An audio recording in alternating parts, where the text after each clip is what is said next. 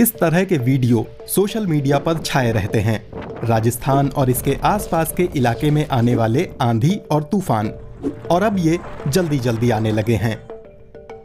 सहारा और गोबी की तरह थार रेगिस्तान से धूल उड़कर फैलती जा रही है और जीना दूभर कर रही है। अफ्रीका और चीन पौधारोपण के बड़े प्रोजेक्ट चला रहे हैं। उन्होंने पेड़ों की विशाल ग्रीन वॉल यानी हरी दीवारें बनाई मरुस्थलीकरण रोकने के लिए। और भारत खुशकिस्मत है कि उत्तर में उसके पास एक प्राकृतिक हरित अवरोध है, अरावली पर्वत श्रृंखला, जिसने सदियों से थार की धूल रोके रखी।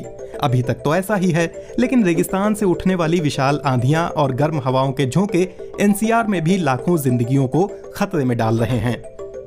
2019 में भारत ने ऐलान किया मरुस्थलीकरण रोकने के लिए वो अरावली पहाड़ियों पर अपनी एक विशाल हरित दीवार बनाएगा। लेकिन दुनिया के दूसरे हिस्सों में पेड़ों की ऐसी दीवारों के नतीजे मिले जुले रहे हैं और अरावली पर्वत श्रृंखला खुद एक गंभीर खतरे से घिरी है। तो भारत क्या बेहतर कर सकता है? क्या वो रेगिस्तान के फैलाव की रफ्तार को धीमा कर पाएगा? शक्तिशाली अंधड़ों की वजह से ब्रोंकाइटिस, सांस की तकलीफें और फेफड़ों की बीमारियां बढ़ी हैं, मिट्टी बर्बाद हो रही है और फसलें चौपट। लेकिन वजह सिर्फ जलवायु परिवर्तन नहीं है। अवैध खनन, जंगलों की कटाई और शहरी विस्तार जैसी इंसानी गतिविधियां पर्वतीय बैरियर निगल रही हैं और व्यापक क्षेत्र में मरुस्थलीकरण की रफ्तार बढ़ा रही हैं। इतने ज्यादा बड़े पैमाने पर खनन हो रहा है कि एक के बाद एक पहाड़ियां खत्म की जा रही हैं। लाखों लोग यहाँ रहते हैं। अरावली नहीं रहेगी तो रेगिस्तान समूचे पश्चिम उत्तर भारत को निगल जाएगा। लेकिन उत्तर भारत में चल रही निर्माण की आंधी के लिए बड़े पैमाने पर सामग्री चाहिए। सुप्रीम कोर्ट ने 2002, 2009 और 2018 में अरावली में खनन पर रोक लगा दी थी। लेकिन इस प्राचीन पर्वत श्रृंखला की तबाही खतरनाक रफ्तार से जारी है। 2018 में हुए एक सरकारी अध्ययन का अनुमान है कि राजस्थान में अरावली का कम से कम 20% हिस्सा खनन की भेंट चढ़ चुका है। महत्वपूर्ण भूजल प्रणालियां अस्त व्यस्त और बहुत सी नदियां गायब हो चुकी हैं।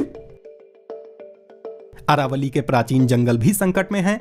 वैज्ञानिकों का अंदाजा है कि 1975 से 1000 वर्ग किलोमीटर से ज्यादा के क्षेत्र में पेड़ काटे जा चुके हैं। उनकी जगह घर और खेत बने हैं। जंगलों की अवैध कटाई भी जोड़ लें तो करीब 6000 वर्ग किलोमीटर का वन क्षेत्र खत्म हो चुका है, यानी क्रिकेट की 3,80,000 पिचों के बराबर का इलाका। 2019 में भीषण अंधड़ों के दौर के बाद सरकार ने एक समाधान सुझाया। अरावली क्षेत्र में 15 लाख हेक्टेयर नष्ट भूमि को बहाल करने और थार रेगिस्तान का फैलाव रोकने के लिए पर्यावरण, वन और जलवायु मंत्रालय 1400 किलोमीटर लंबी और 5 किलोमीटर चौड़ी एक विशाल हरित दीवार खड़ी करेगा। ये दीवार गुजरात, राजस्थान और हरियाणा जैसे कई राज्यों से होकर गुजरेगी। लेकिन एक विशाल हरित दीवार के निर्माण के आखिर मायने क्या हैं? 2007 में अफ्रीकी संघ ने इस कॉन्सेप्ट को मशहूर किया था। इसका मकसद साहिल रेगिस्तानी क्षेत्र को सामूहिक रूप से फिर से हरा भरा करने और वहां के लोगों को रोजी रोटी दिलाना है। पेड़ों की इस दीवार को अफ्रीका के 13 देशों से होते हुए पश्चिम में सेनेगल से पूर्व में जिबूती तक जाना है। बेशक सब जगह इस प्रोजेक्ट पर एक जैसा काम नहीं हुआ है। कुछ देशों ने दूसरे देशों की अपेक्षा काफी ज्यादा काम किया है और बात सिर्फ पेड़ लगाने की नहीं है। दरअसल महत्वपूर्ण चीज है सस्टेनेबिलिटी। आप कैसे सुनिश्चित करेंगे कि चीजें विकसित होती रहें? तो हमें देखना होगा कि किस तरह के पेड़ लगाए जाते हैं, फिर उस लिहाज से सिंचाई का तरीका भी देखना होगा। पेड़ों को पानी देना कड़ी चुनौती साबित हुआ। अहम सबक भी मिले। निष्कर्ष बताते हैं कि अफ्रीका को फिर से हरा भरा करने में किसान सबसे कामयाब रहे। नाइजर और मलावी जैसे देशों में फसलों के साथ साथ पेड़ भी लगाए गए।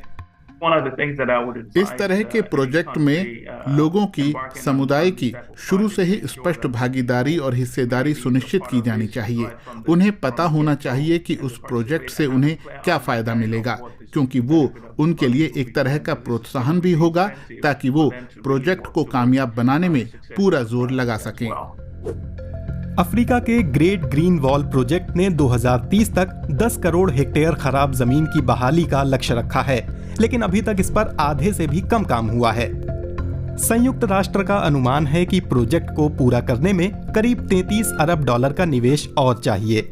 सवाल यही है कि वो पैसा क्या ठीक से खर्च होगा। दुनिया भर में विशाल हरित दीवारों का ट्रैक रिकॉर्ड बिल्कुल भी अच्छा नहीं है।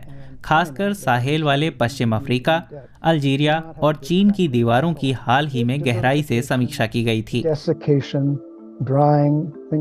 लेकिन अगर मरुस्थलीकरण, पानी की कमी, सूखापन जैसी चीजें हो रही हैं, तो वे जलवायु परिवर्तन के वैश्विक पैटर्नों की वजह से ही हो रही हैं।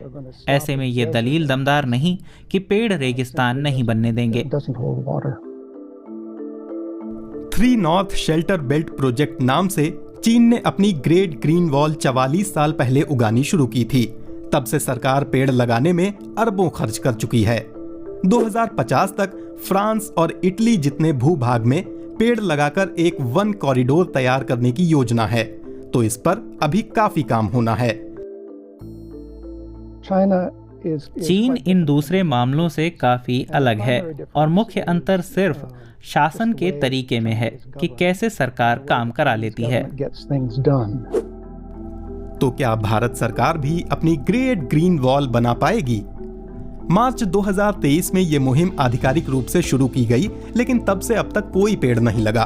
पर्यावरण, वन और जलवायु मंत्रालय कहता है कि वो अभी राज्य दर राज्य योजना बना रहा है और कमजोर बिंदुओं की पहचान कर रहा है। इंटरव्यू देने के लिए मंत्रालय से कोई तैयार नहीं हुआ। वहीं स्थानीय समुदाय खुद पौधे लगा रहे हैं और प्रयोग कर रहे हैं। हमने फैसला किया कि हम केवल स्थानीय प्रजातियां उगाएंगे। हमने एक विशेषज्ञ रखा, उन जानकारों से बात की जो जानते थे कि अरावली जंगल की चुनौती से निपटने के मायने क्या हैं। IIM गुड़गांव के पहले प्रोजेक्ट ने एक पुरानी खदान की जगह अरावली बायोडाइवर्सिटी पार्क खड़ा कर दिया। टीम ने अरावली के जंगलों से बीज इकट्ठा करके सैकड़ों स्थानीय पेड़ पौधे उगा दिए। पौधों की खातिर पानी जमा करने की स्थानीय तकनीकों का इस्तेमाल भी किया गया। टीम ने मॉनसून की बारिशों के पानी को जमा करने के लिए बनाए गए एक पुराने बंद को पुनर्जीवित किया। भूजल को रिचार्ज करने में मददगार कई तालाब भी साफ किए गए। इसका खूब फायदा हुआ। हमने तय कर लिया था कि अपने प्रोजेक्ट का पानी बेकार नहीं जाने देंगे। सड़क से भी पानी खींचने के तरीके खोजेंगे या जहां से भी हमें अतिरिक्त पानी मिल जाए वहां से लेंगे।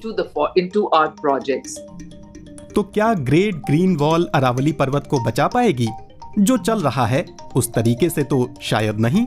अगर सरकार उस प्राकृतिक दीवार को खनन से, रियल एस्टेट से, व्यावसायिक गतिविधियों से बचाने के लिए कोई कदम नहीं उठाती, तो ऐसी योजनाएं किसी काम की नहीं। आप जानते हैं, वे सिर्फ सजावटी कदम बनकर रह जाएंगे। स्थानीय समुदाय देसी पेड़ पौधे उगाने में आगे हैं, लेकिन ग्रेट ग्रीन वॉल का अपना वादा निभाने की जिम्मेदारी अब भारत सरकार पर है।